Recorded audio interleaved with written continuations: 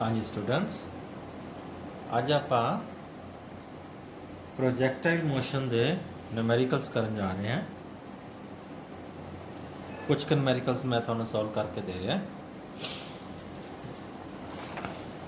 जिमें पहला क्वेश्चन है, two bodies of mass 5 kg and 10 kg are thrown. Two bodies of mass 5 kg and 10 kg are thrown with the same velocities in the same direction. ठीक है जी। Which body will reach the ground first. मतलब एक भारी body ਨੂੰ ਸੁੱਟਦੇ ਆ, ਇੱਕ ਹੌਲੀ ਬੋਡੀ ਨੂੰ ਸੁੱਟਦੇ ਆ। ਇਹਨਾਂ ਦੋਹਾਂ ਬੋਡੀਜ਼ ਦੇ ਵਿੱਚੋਂ ਕਿਹੜੀ ਧਰਤੀ ਉੱਤੇ ਪਹਿਲਾਂ ਪਹੁੰਚੇਗੀ। ਲੈਟਸ ਸੋਲਵ ਦਿਸ। तो टाइम ਦਾ क्वेश्चन है बच्चों, इसका सोल्यूशन है टाइम ना। ਹੁਣ टाइम ਜਿਹੜਾ ਹੈ, टाइम ਦਾ ਫਾਰਮੂਲਾ ਹੈ, ਇਹਦੇ 'ਚ ਇਹ ਮੈਂਸ਼ਨ ਨਹੀਂ ਕੀਤਾ ਬੋਡੀ ਸੁੱਟੀ ਕਿੱਥੋਂ ਗਈ ਹੈ। ਦੋ ਕੇਸ ਹੋ ਸਕਦੇ ਆ। ਪਹਿਲਾ ਕੇਸ ਜੇ ਬੋਡੀ ਟਾਵਰ ਤੋਂ ਸੁੱਟੀ ਗਈ ਹੋਵੇ, समथिंग लाइक दैट। एक हैवी बॉडी सुट्टी, एक लाइट बॉडी सुट्टी, दोनों किसी हाइट तो सुट्टियां गई। उन्होंने दोहां दी वेलोसिटी सेम है लेकिन मास वक्रे वक्रे है। तो टाइम ऑफ फ्लाइट का फार्मूला √2h/g,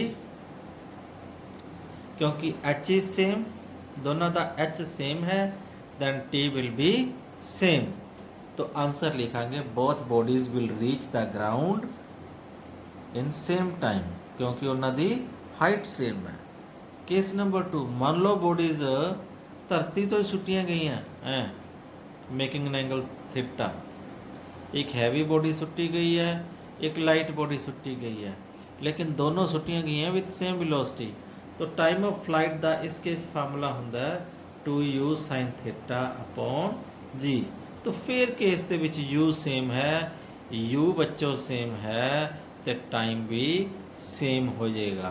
तो मैं कहना है चाहना तुसी वर्डिंग च लिख सकते हो, as time of flight is independent of the mass of the two bodies, hence two bodies will reach the ground in the same time. Means चाहे तुसी हाथी नूं सुट्टो चाहे चूहे नूं सुट्टो, ਉਹਦੇ ਨਾਲ कोई फर्क नहीं पैंदा। जे उन्हां दी वेलोसिटी सेम है, उन्हां दी हाइट सेम है, तो they will reach the ground in the same time. Okay, ये है पहला क्वेश्चन। सैकेंड क्वेश्चन कराने जा रहे हैं थानू, वो है क्वेश्चन है न्यूमेरिकल है, a boy is standing on the top of a tower 100 metre height. एक बच्चा 100 मीटर के टावर के उत्ते खड़ा है। ये हाइट दी है सानू h 100 मीटर। एक बॉडी सुटता है, ही थ्रोज अ पैकेट सुटता विद इनिशियल वेलोसिटी u दिता है सानू 10 मीटर पर सेकेंड। तो जो दिता है लिख लेने।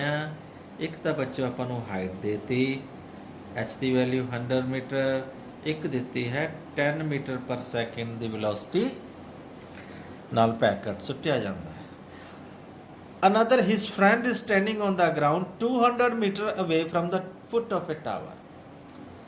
टावर, आह टावर का फुट है। एक वह दोस्त मित्र P पॉइंट ते खड़ा है, जड़ा कि 200 मीटर ते दूरी ते है। क्वेश्चन है, will the packet reach his friend. की पैकेट उहदे फ्रेंड तक पहुंचता है। मीनस इसका होरिजोनटल रेंज कढ़ना आपां पैकेट का। जे horizontal range you have to find for R. जे आर इज इक्वल टू 200 आ गया तो आंसर दसांगे असी कि yes the packet will reach to the friend. जे आर की वैल्यू 100 तो घट आ गई तो असी दूजा पार्ट करना, if not how short will the packet fall. मतलब आ डिस्टेंस पूछिया कि कितना डिस्टेंस घट रह जाएगा पैकेट का पहुँचन तो। हाँ जी, तो क्वेश्चन सिंपल है, कोई दिक्कत नहीं है।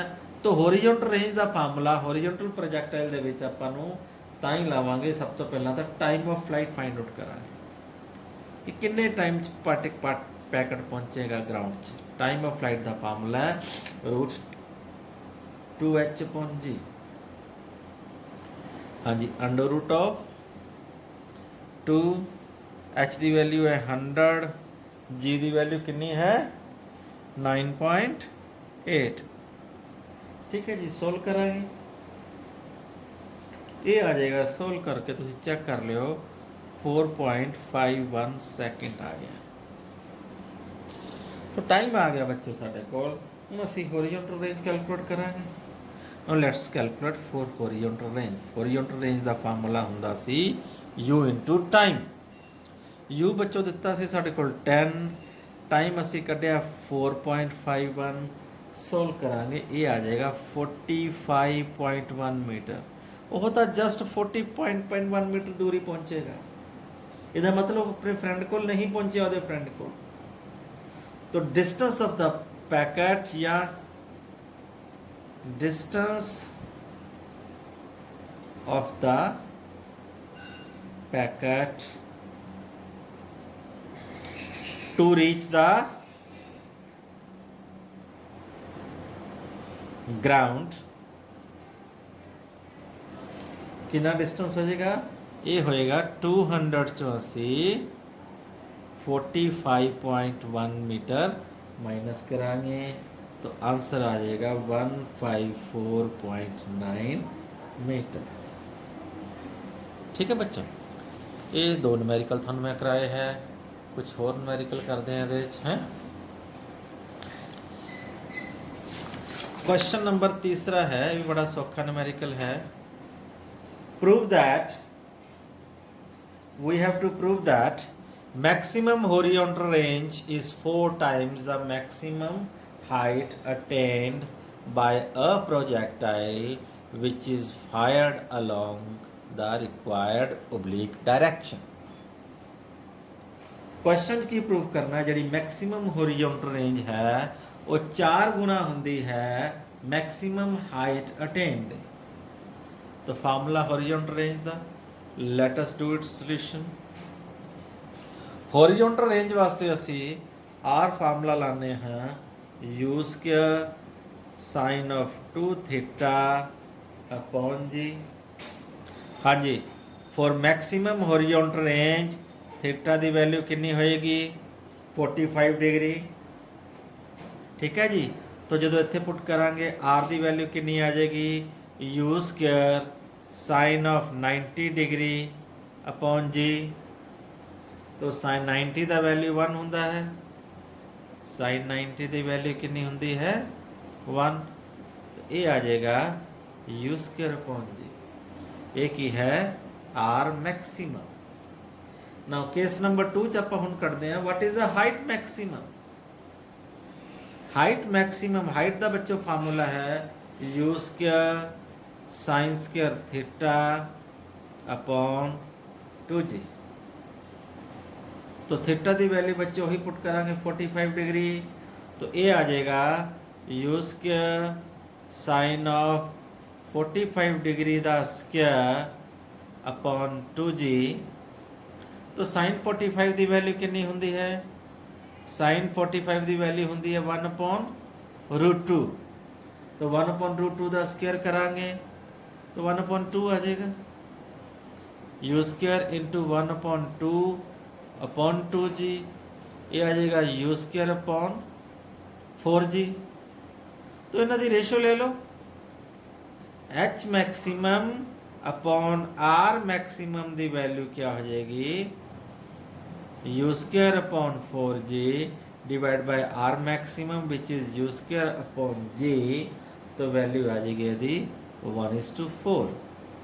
प्रूफ की करना सी असी R maximum is equal to 4 times the H maximum, hence proved।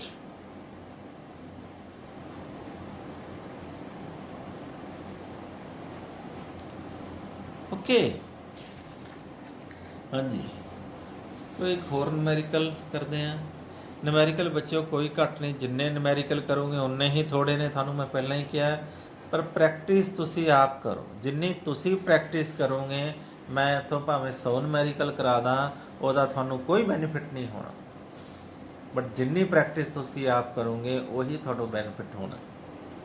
चलो एक अद्धा न्यूमेरिकल होर कर लेने हैं। ठीक है। क्वेश्चन है ये बड़ा इंटरेस्टिंग क्वेश्चन है, ध्यान दो।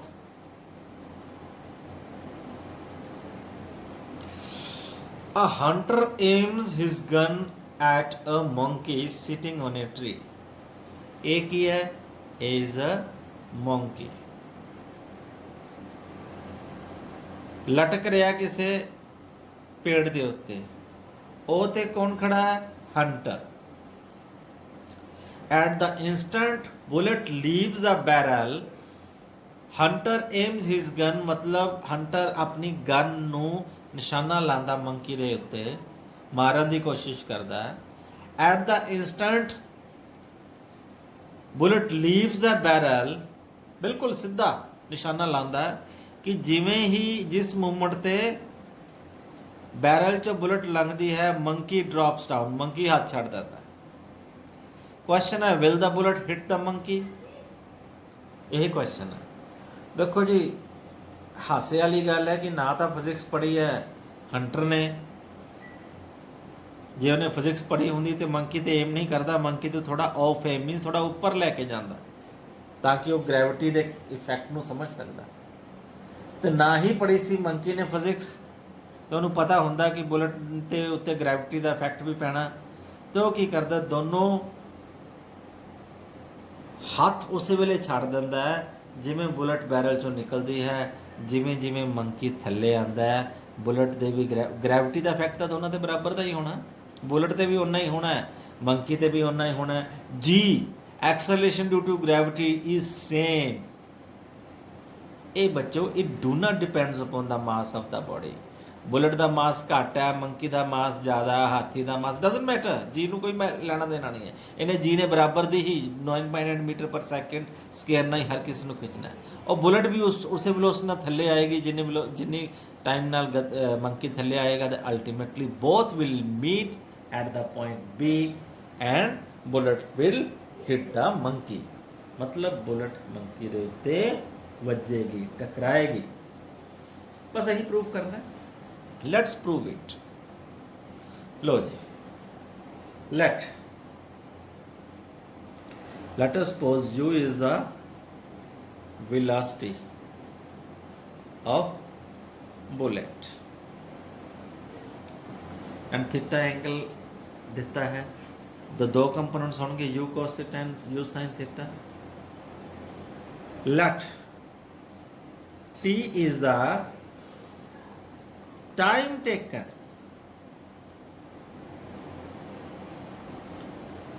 by the bullet to travel from O to C। O तो लेके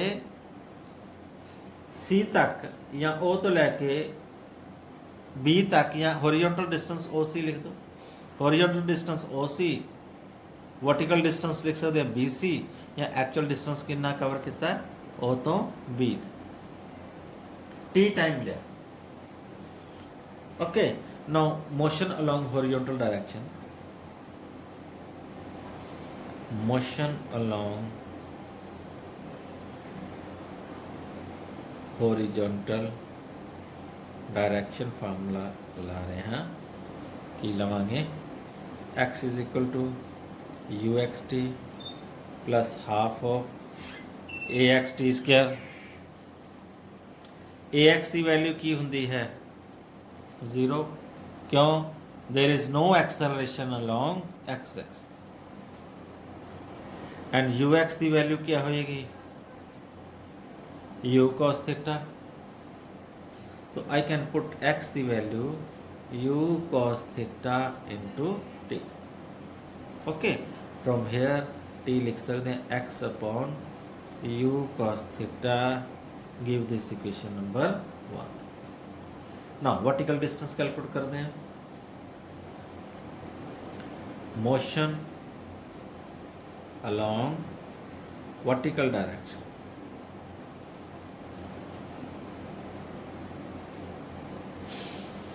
vertical distance बुलेट ने y जोड़ा vertical distance कितना कवर किया है, y axis वाला BC। तो फार्मूला लावांगे y is equal to u y t plus half of a y into t square.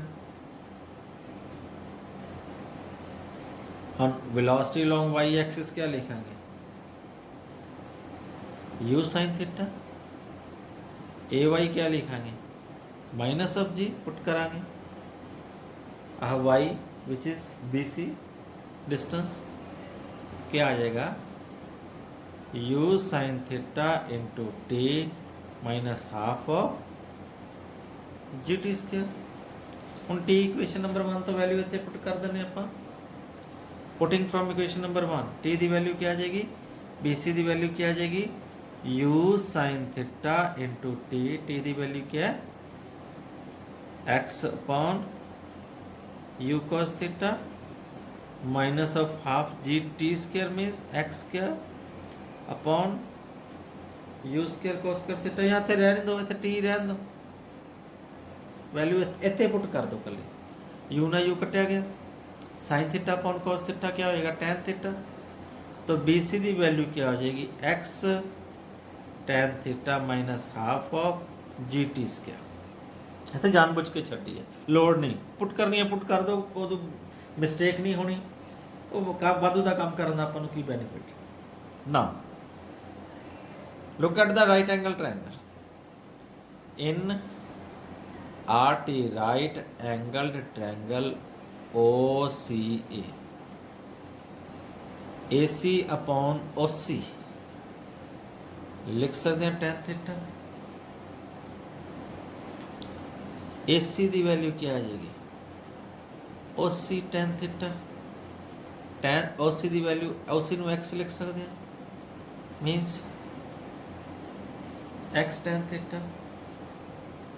Okay now लिखांगे vertical distance covered by the monkey in the same time, vertical distance covered या फिर travelled by monkey in the same time t, आ वाला distance A B ये पता कर रहे हैं means y, I can write A C minus B C, A सी च बी सी माइनस कर दिए थे वाई आ जाएगा, ए सी की वैल्यू है x tan theta means I can write x tan theta minus B C आ लिख सकता मैं